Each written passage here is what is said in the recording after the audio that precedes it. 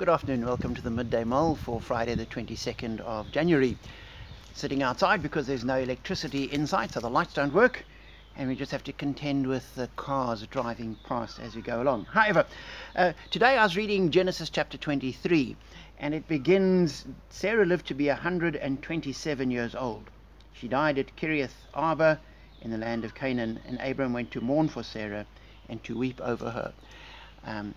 And apart from her great age, which is one of those puzzling bits of the Bible, I was struck by the fact that for these great saints, these great forefathers of the faith, people like Abraham, they suffered loss as we do. And here he has his wife for all these years, dies, and he has to bury her.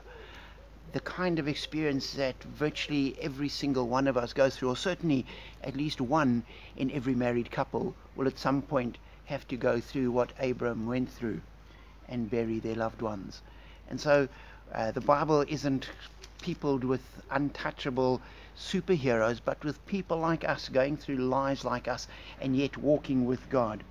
And the other thing that struck me is he has to bury Sarah, but he's nowhere to bury her.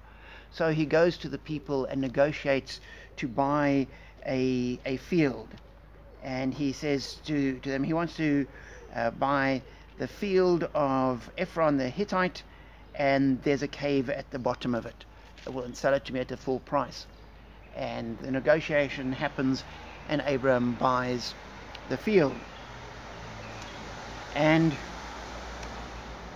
it ends, chapter 23 ends, so the field and the cave in it were deeded to Abraham by the Hittites as a burial site.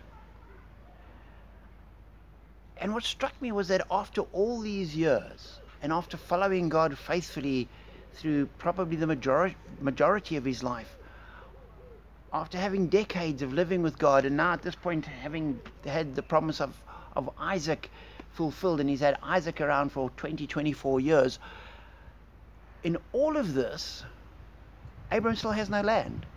And towards the end of his life, which is where he is at the moment, he has a field with a cave in, despite God's promise that all of this land would be his and belong to his descendants. And yet he didn't stop believing God. He didn't turn away from God and say, oh, well, clearly that promise doesn't hold. I can't trust God. He kept trusting God, knowing that God would do it, despite what he was going through. And as we go through life, we need to walk in the same way and recognize that God's promises are solid and true. And where we think they haven't been met, we've either misunderstood them ourselves or else we've misapplied them.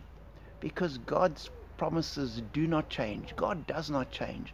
And we need to be like Abraham, that we will keep following faithfully. We will keep walking with God. We will keep trusting God, knowing that ultimately it will all be fulfilled.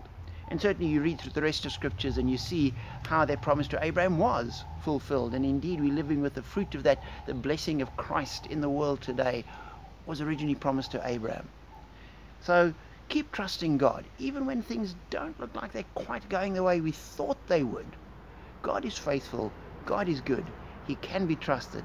And as we do that, we will be blessed.